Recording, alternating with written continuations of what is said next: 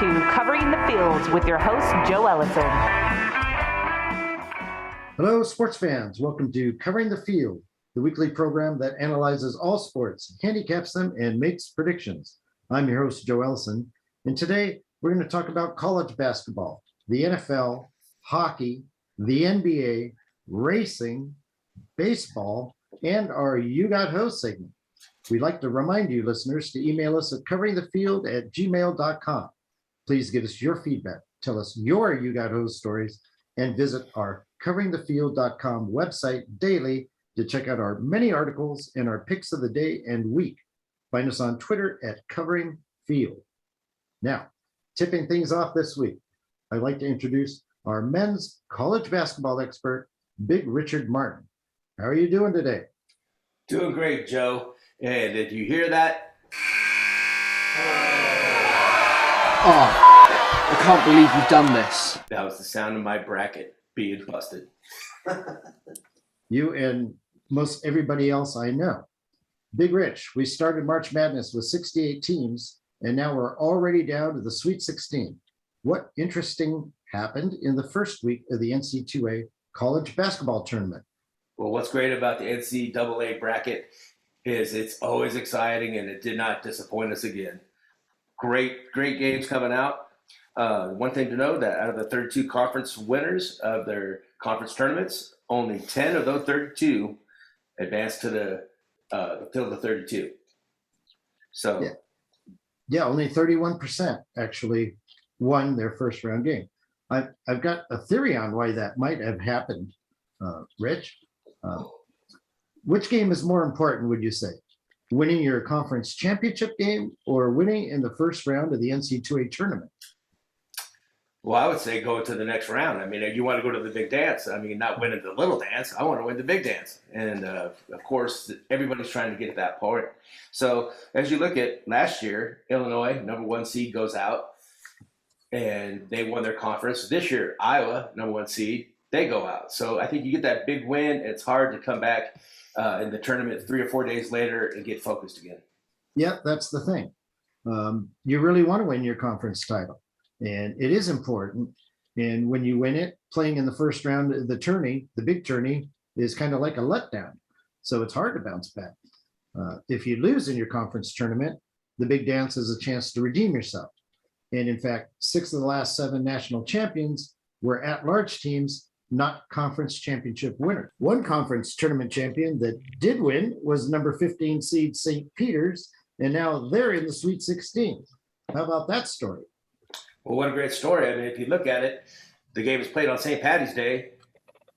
St. Mary's and St. Peter's both won. So why wouldn't you pick them? And then you could go along and say Notre Dame and the Friars, they won on Friday. So, I mean, Providence. Stuff like that, you probably had a pretty good opinion. And another small Jesuit school in Spokane, Washington, by the name of Gonzaga, also won on that day. So, all the way around, a good kind of a Catholic kind of day. Great day for our Catholic friends. So, how about St. Peter's from Jersey City, New Jersey, nicknamed the Peacocks? I wouldn't have it any other way. We were hoping for a Longwood versus St. Peter's final, but Longwood couldn't hang. St. Peter's, coached by Shaheen Holloway, who was a 1986 McDonald's High School All-American. Other guys in that game, Mike Bibby, Mateen Cleaves, Richard Hamilton, Jermaine O'Neal, Steven Jackson, Tim Thomas, and the son of professional basketball player Joe Jellybean Bryant, a kid named Kobe Bryant. And who would you guess was the MVP of that game? I would have no idea. It was Shaheen Holloway, the coach of St. Peter's, believe it or not. He's got the job. He's the most valuable player. He's definitely, he's definitely a good candidate for that position.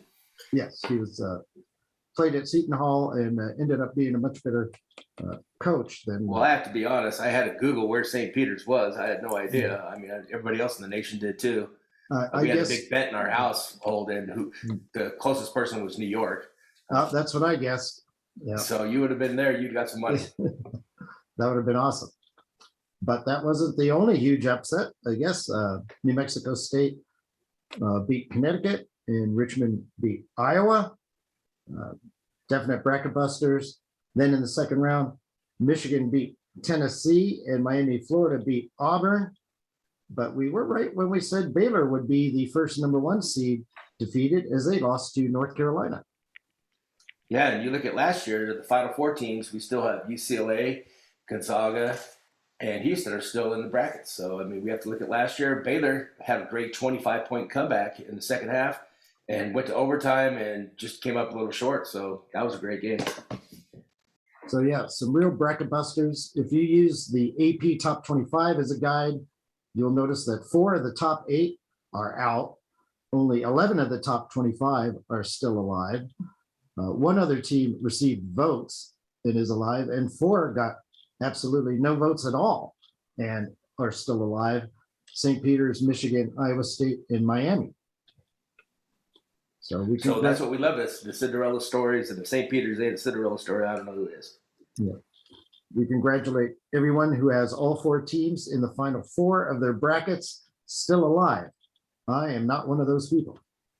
I don't think very many people have that bracket going. Yeah.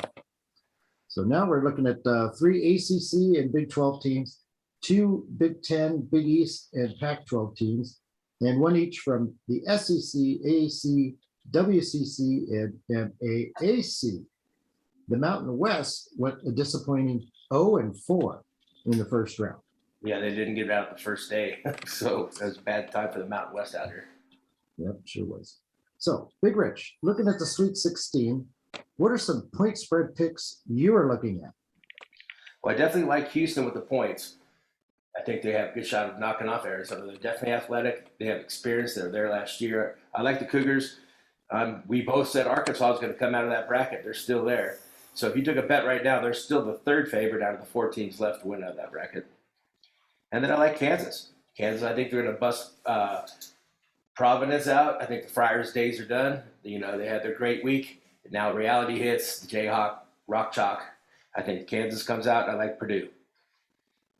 Well, just to make it interesting, I decided to pick every game. I totally agree with you on Houston, +1.5, and Arkansas +9 against Gonzaga. I like Villanova, -5 against Michigan. I'm going to try Texas Tech and Duke over 136.5 points. Those are the Thursday games. On Friday, I've got to take St. Peter's.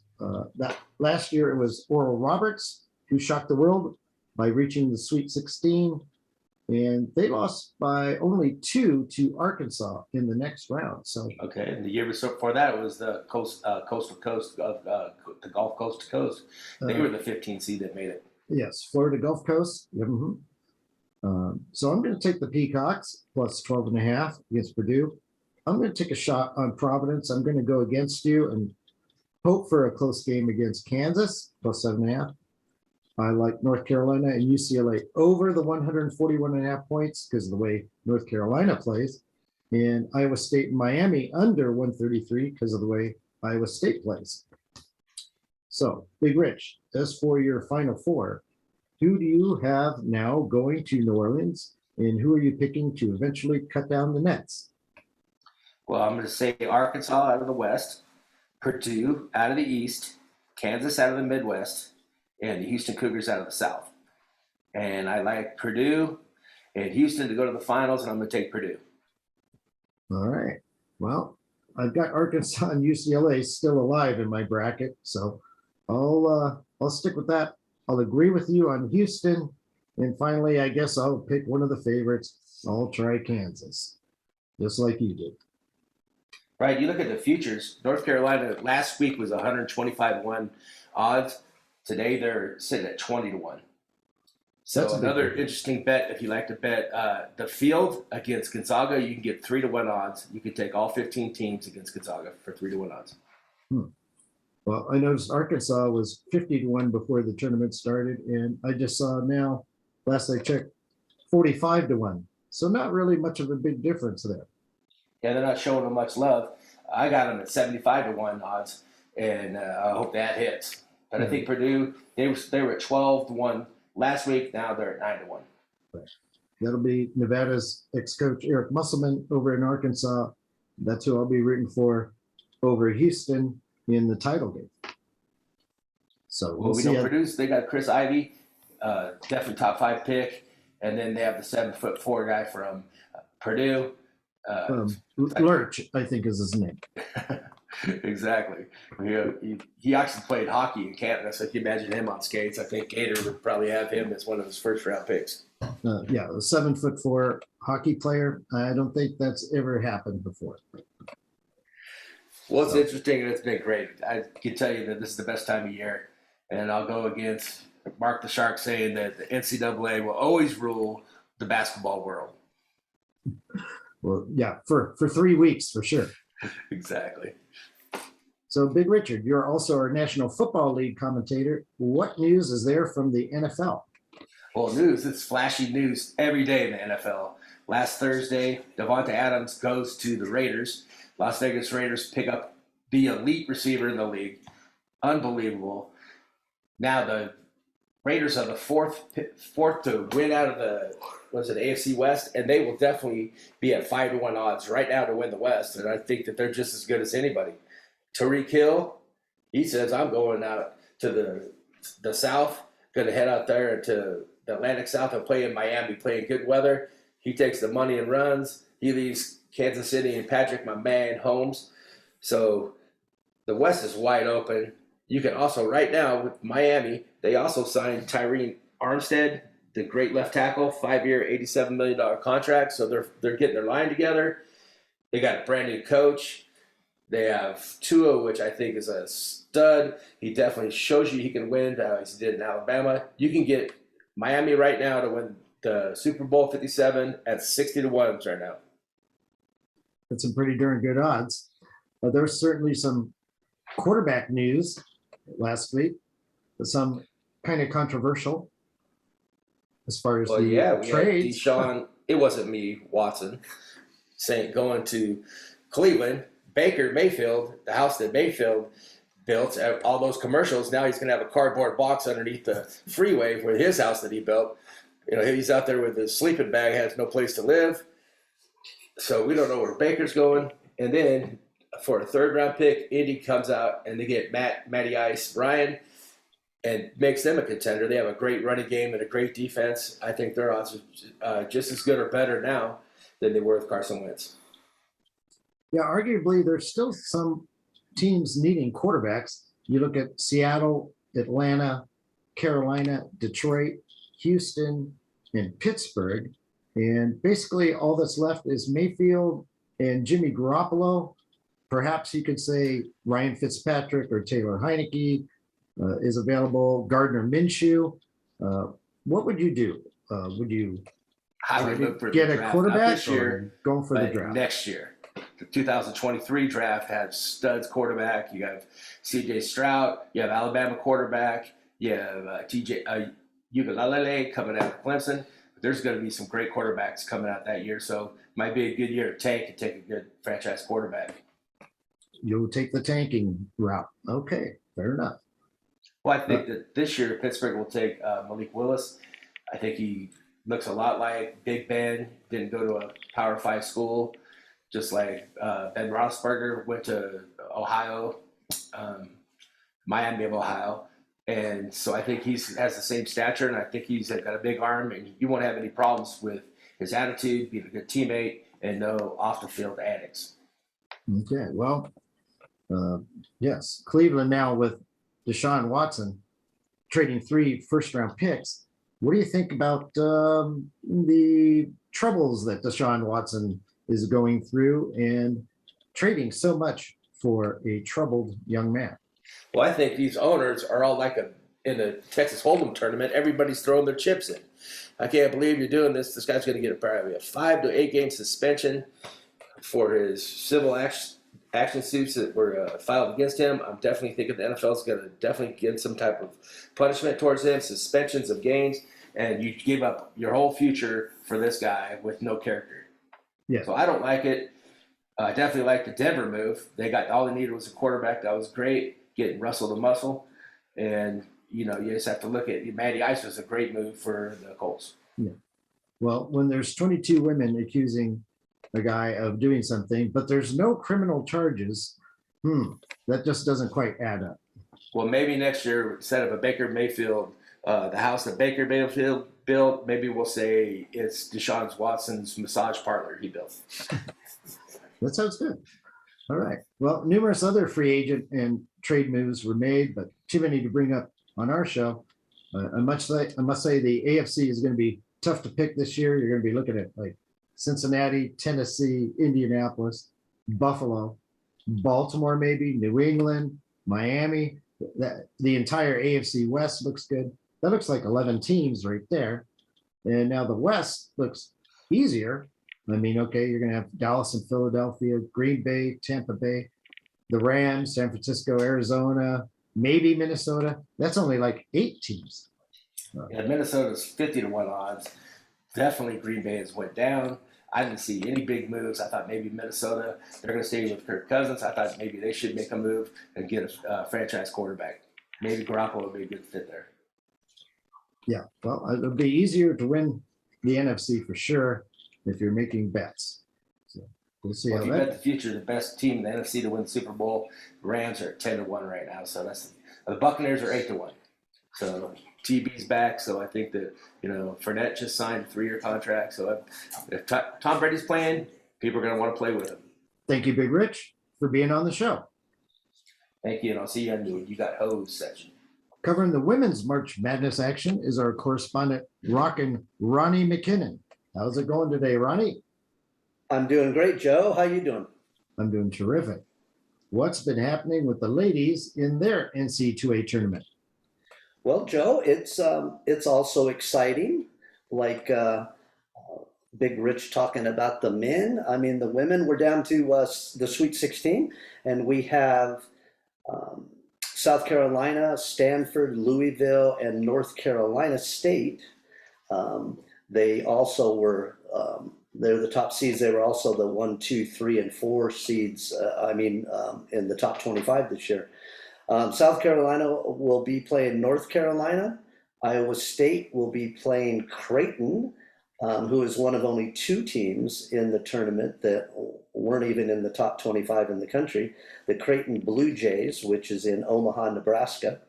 Then we'll have Stanford and Maryland and Ohio State and Texas. Those games are all on Thursday. And then Friday will be Louisville and Tennessee, Michigan and South Dakota Coyotes. They are also in the tournament. And then we have North Carolina State and Notre Dame and Indiana and UConn. For me, I was big on Iowa. I had talked about Caitlin Clark, their guard. Of course, they got knocked out already. They were actually number 8 in the top 25 and kind of exited early. I will be personally picking South Carolina. Also, I had talked about Aliyah Boston, the forward on that team. Stanford's going to be really tough. I think Texas has a good shot of beating Ohio State. You can't count the Fighting Irish Notre Dame out against North Carolina. They've been putting together some good games. I'm kind of taking Indiana, over UConn. That should be good. And the Louisville, Tennessee. Louisville, I'm not sure. I think Tennessee has a good shot of taking care of Louisville on that. So we'll see what happens. Well, if you look strictly by the seeds, it says South Carolina should beat Iowa State in that bracket. Stanford should beat Texas. Louisville should defeat Michigan, and NC State should defeat Connecticut if you go strictly by the seeds. Correct. Yes. And but Which the team, I'm not. no, there's going to be some upsets. There's no doubt. But the team, everybody should be rooting for is the South Dakota Coyotes. They are the St. Peter's of the women's bracket. It'd be awesome to see them in the Final Four. Chances are it won't happen. Chances are they won't even win the next game. But it's quite the story. Yeah, that would be cool though. I could go with that. So it'll be interesting. We have 4 games tomorrow and 4 games on Friday. Okay. And I guess I'm going to take Stanford to repeat.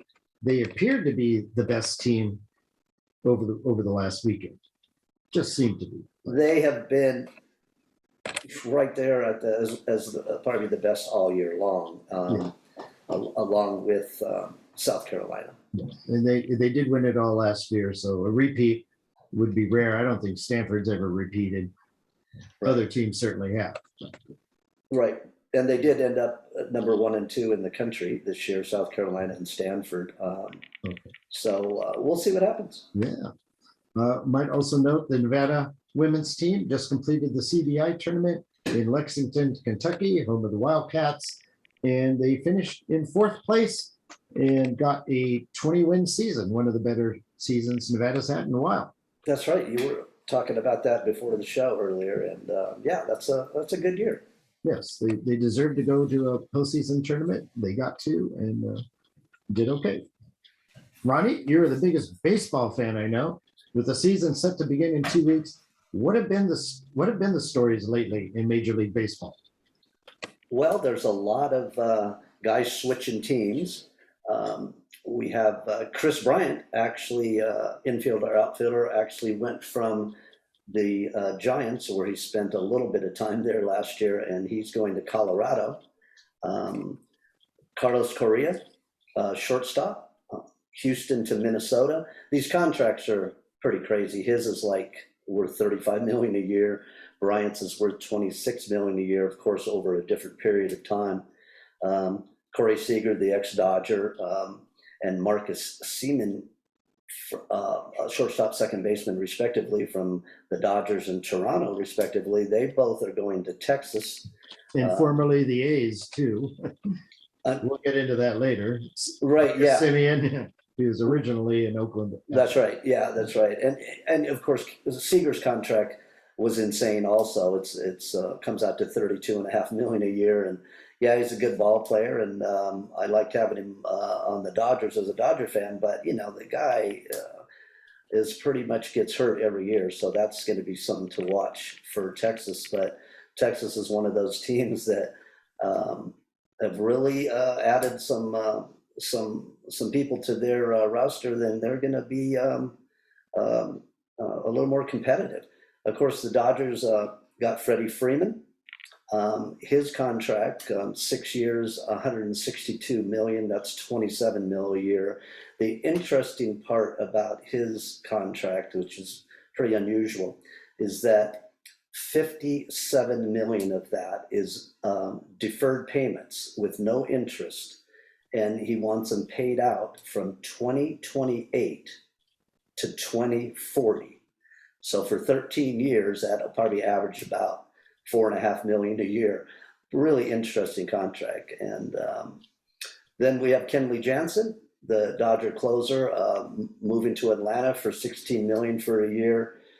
The Dodgers had told him, we're going to give you a 2-year deal, but not until we shed some of this payroll. And he wasn't going to wait. You get a $16 million offer for a year from Atlanta, and he took it. Of course, Max Scherzer went from the Dodgers to the Mets.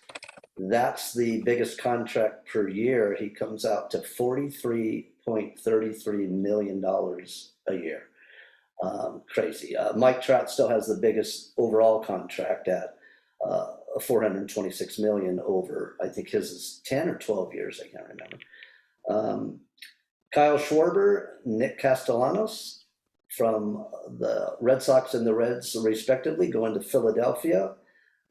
They're going to have they got a real strong lineup. They'll be looking to get better this year, as will the Mets. They've added a lot of guys that we talked about.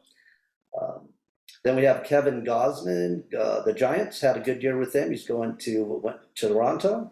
Robbie Ray went from Toronto to Seattle. That's another team that's added a lot of players that, and of course they came close to the playoffs last year. So Seattle's another team to watch. There's a lot of better teams this year. So I think that's good. You get some parity. Jock Peterson, the Dodgers, actually, won the World Series with the Dodgers in 2020, won the World Series with the Braves last year, and now he's actually going to the Giants. So that'll be interesting. Actually, his brother, a big fan of his, lives in that area, so he's pretty excited about it. But that's pretty much the major and big parts of the trades that we've had. And Well, I also wanted to bring up Ronald Acuna Jr. The Atlanta Braves, he got hurt, torn ACL in the right knee, missed like half the season last year, and the Braves ended up winning the World Series anyway. He's still rehabbing from that knee, and he won't be in any spring training games. And now they're saying he likely might miss the first month. So that's kind of sad. Great player to watch. And something else that came up that interesting, college baseball. There's a kid, Ben Joyce, a pitcher for Tennessee.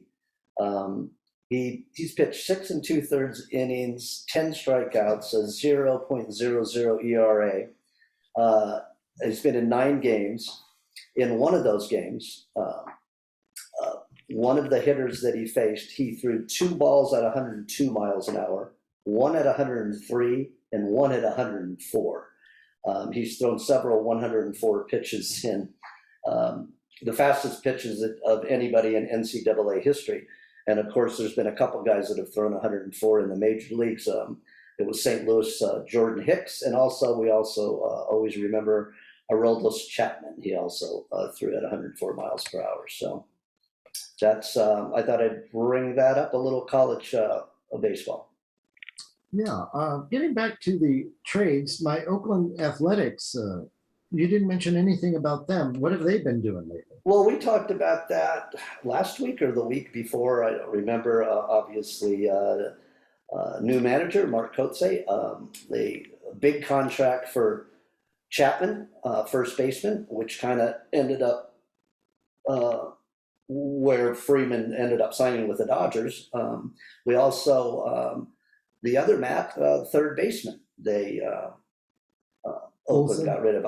Yeah, I don't know what they're doing. Oakland's always kind of there every year, and now they're shedding some of those guys. I'm not sure what's going on there. it seems like they're just getting rid of all their best players, is what it seems like.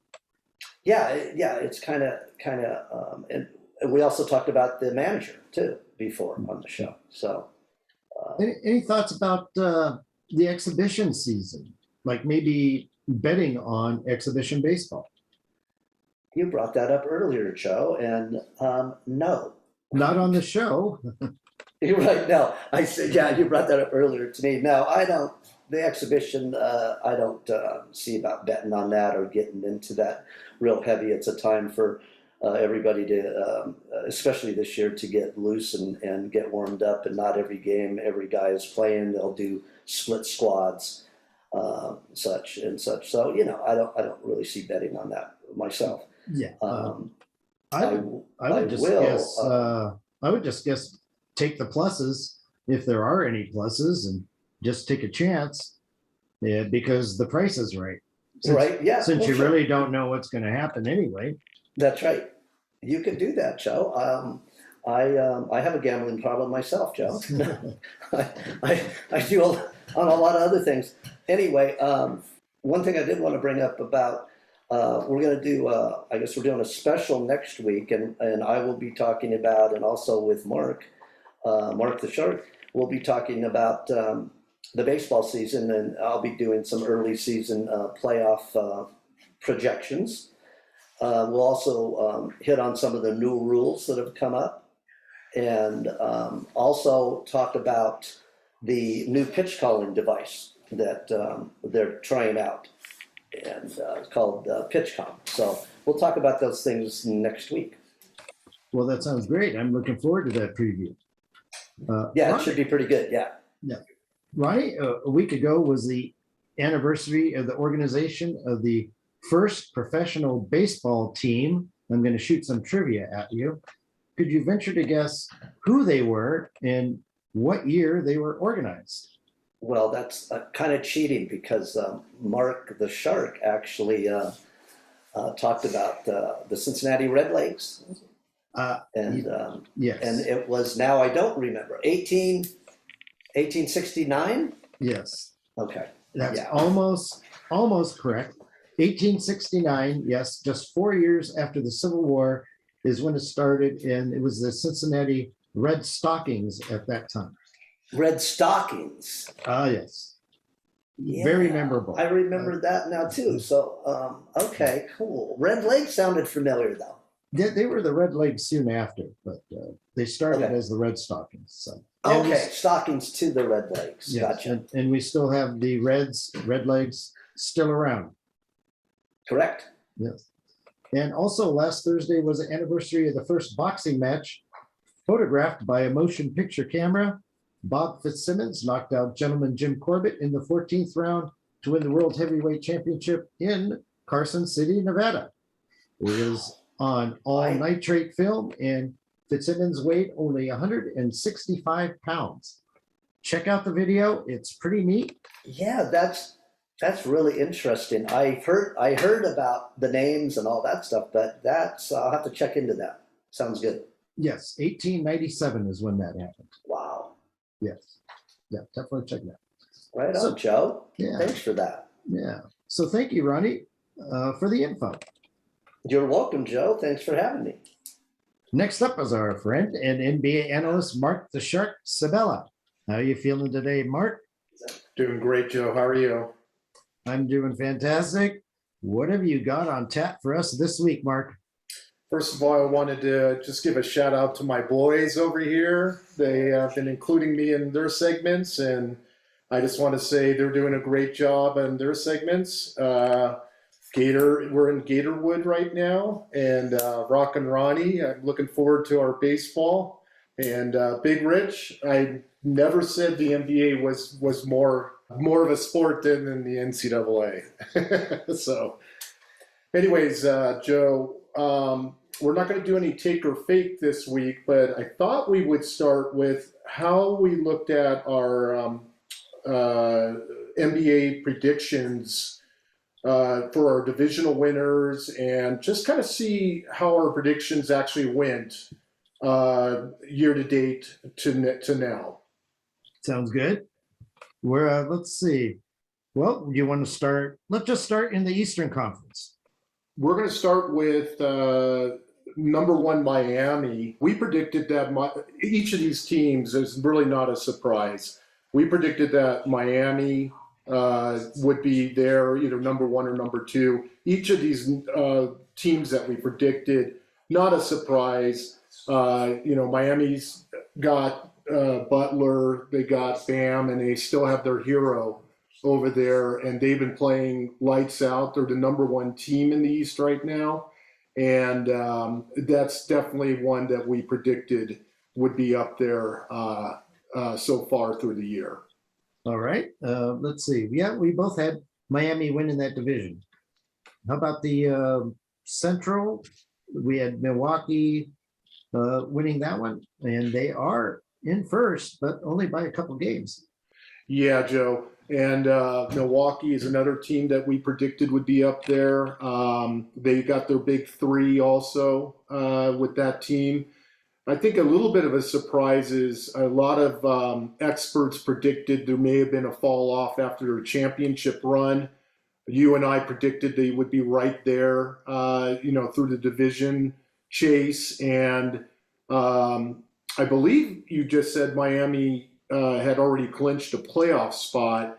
Yeah. Milwaukee is, if they haven't done it, is very close to doing so. Well, right I now. think they're only, very close to clinching a playoff spot, but not winning the division. Miami is clinched their division. Yes, they're 10 games up, 10 games to play, and Charlotte can't catch them. But they're the only team in the East to have clinched a playoff spot. Right, Joe. And then number three, I would say Philadelphia is not a surprise. We kind of predicted they would be up there. This is even before the Harden for Simmons trade. This is with the baggage of Simmons not playing and the drama he brought the team. We still thought Philadelphia would be good. they have now completely strengthened themselves with Harden playing and performing and teaming up with Embiid the way he is doing. So they are number 3 in the conference standings right now. And we are also looking at like Boston. I didn't see Boston playing as well, and me being a Laker fan, I'm not happy to see it. But Boston is tied with Philly essentially for first place in the Atlantic. Yeah, Joe.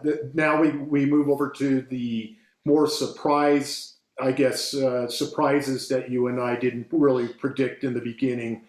We thought Boston would be a strong team, and shout out to Rock and Ronnie because that's his team over there. But they've been playing lights out. I mean, Jason Tatum and Brown, they have definitely been carrying this team. It is a surprise that they're number 4 right now, and they're continuing to play well. And the odds makers are actually showing it in the games because they're becoming much stronger favorites, going forward. So I think the biggest surprise, though, Joe, for you and I is number 8, Brooklyn.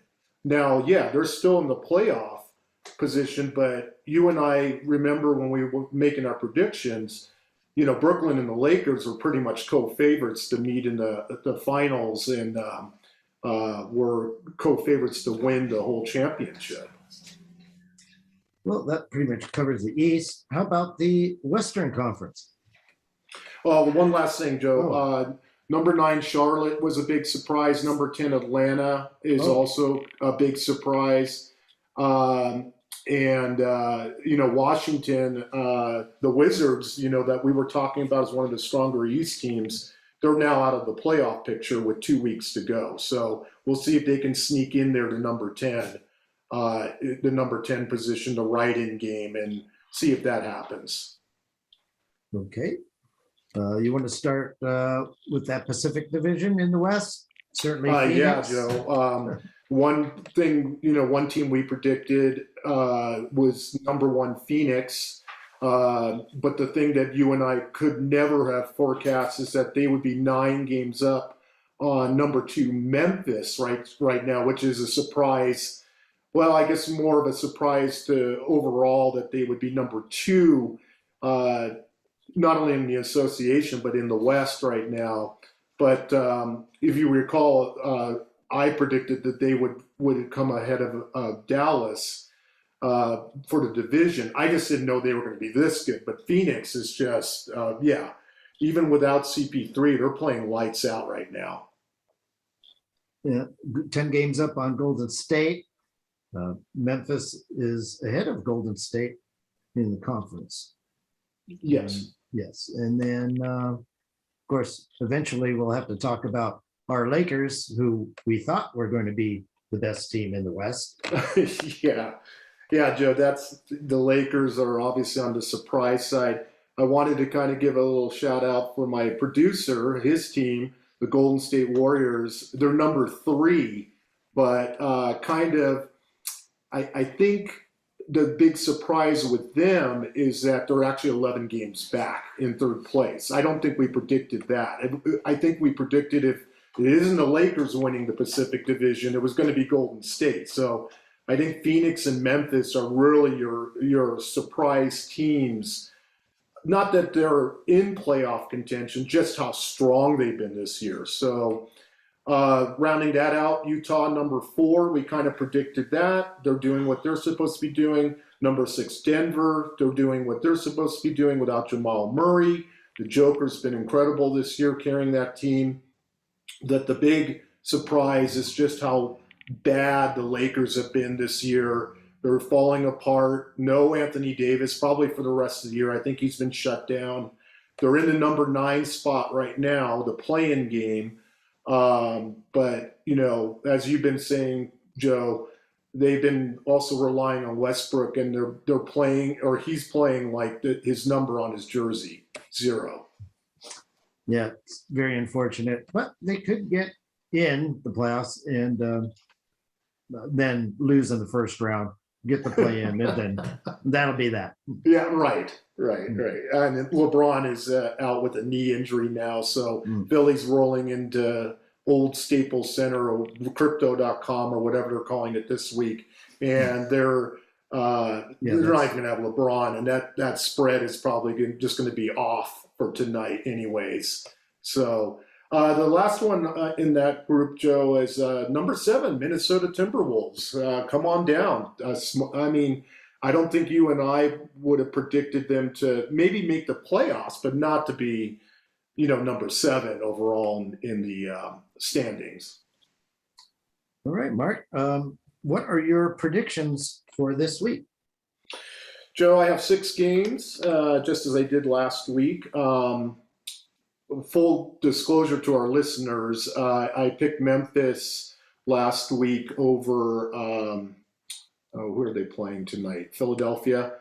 Oh, no, Brooklyn. And I said, if Ja Morant is not playing, the bet's off. He's not playing. So he's injured. He's still nursing a bad knee. He's day to day. But for Thursday, March 24th, I have Phoenix going into Denver. Phoenix has been playing great without CP3, but there's only 2 weeks left of the season. Are they going to start to coast with that big 9-game lead on Memphis right now for the number 1 spot? I think so. They're 58-14 overall, 21-13 road against the spread. They're 5-5 in their last 10 road against the spread. I'm actually looking for that to get worse, only because I think they're going to coast and try and get CP3 healthy. Denver is still right in the middle there. They're number 6. They can improve their position.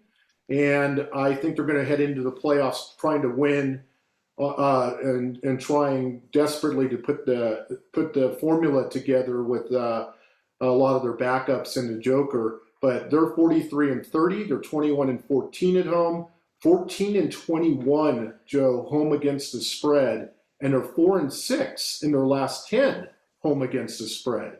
I'm thinking Phoenix is still going to go in there as 3-point favorites. I'm going to take Denver as the home dog with as many points as I can get on that one. They're each 1-1 head-to-head this year. So this will be the tiebreaker. Saturday, March 26th, I got a couple of games.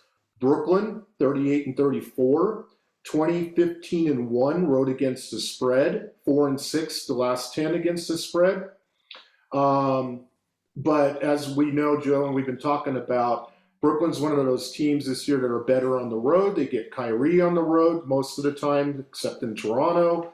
And then they're going in to play Miami, the best team in the East, and probably top 3 team in all of the association. Miami's 47-25. They're 24-9 at home, and they an impressive 7-3 in their last 10 against the spread. What's interesting is Brooklyn is 0-3 versus Miami this year, and I look for Miami to be about 1.5 favorite. I'm thinking this is going to be, I don't think Brooklyn's going to lose all 4 games to Miami this year. I'm going to take Brooklyn with as many points. It wouldn't shock me if Miami wins this game and sweeps them for the year, but I think Brooklyn is going to try and get into the playoffs with a little bit of a message to Miami that, hey, we're still the best, and you have to come through us to move up in the playoffs. So I'm going to take Brooklyn with as many points on that one, Joe.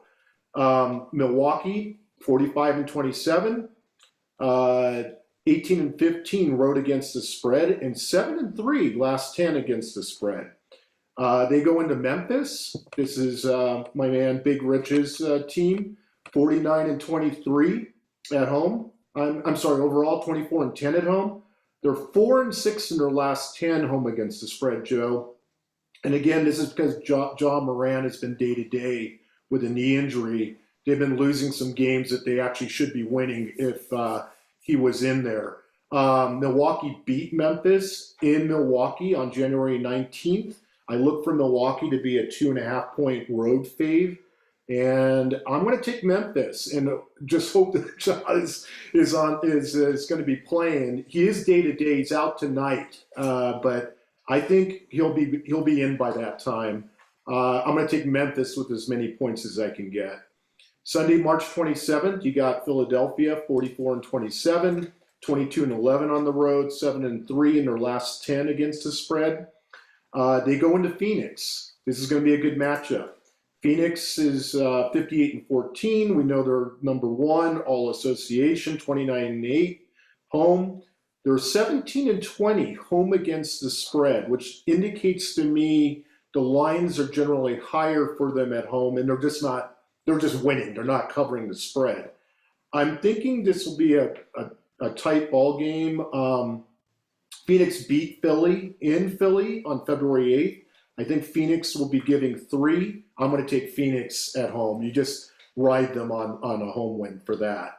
March 28th, Golden State, 47-25, 18-15 on the road. They've actually lost 3 in a row now.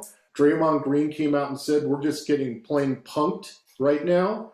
And 5-5 in the last 10 against the spread. Joe, I don't even know what that means, but I think you can determine from just the way he said it. They're going into Memphis, 47-22, 24-10 at home. This year, Memphis is 2-1 against Golden State. So this will be their 4th and final meeting.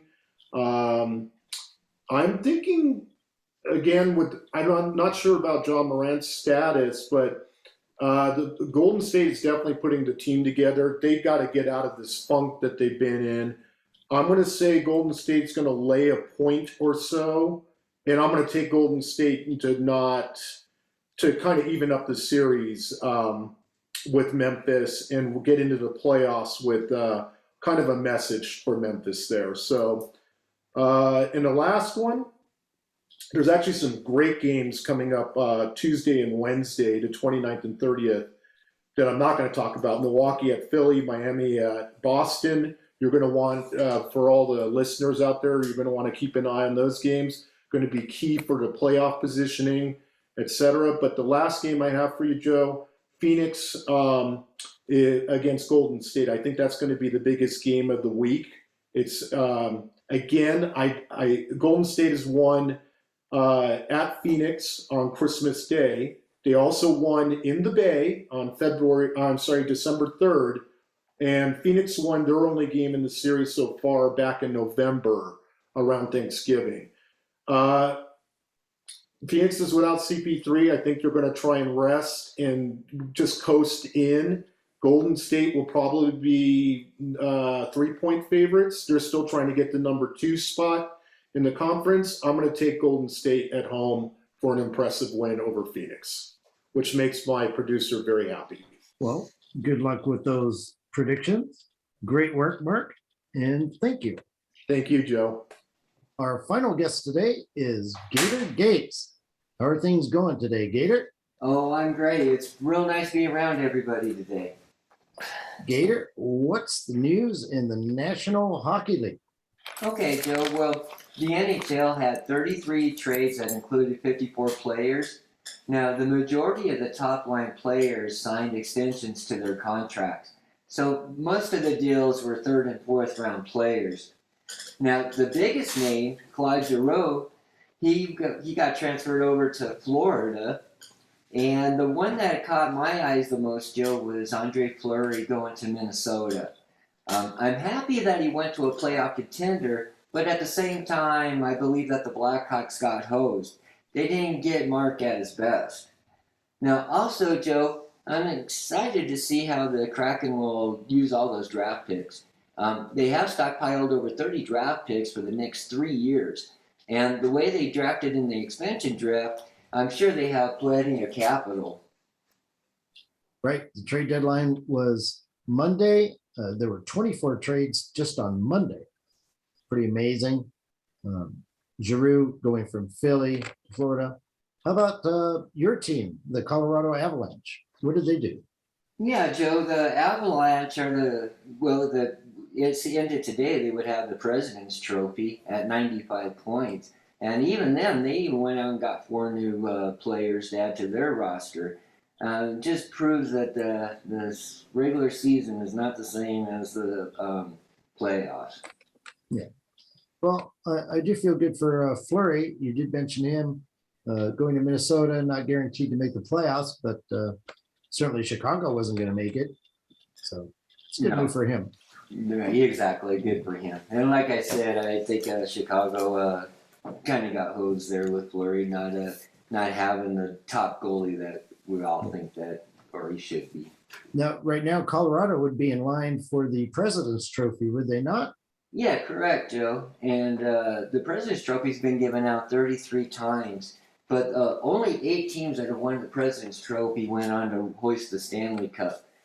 6 of those have gone to Detroit Red Wings, though. Right. President's Trophy going out to the team that plays the best during the regular season. Certainly, that's what about 1 out of every 4 times that team will actually win the Stanley Cup. Yeah, and supposedly there's supposed to be a jinx to that as well, Joe. Right. So there's less than 20 games to play. So it's time to focus in. I love that trade deadline being so late. The later, the better. So hockey's definitely got something good going on with that concept. I agree. So Gator, your picks went 7-3 last week, making you 94-34 over the last 16 weeks. What are your predictions for the upcoming week?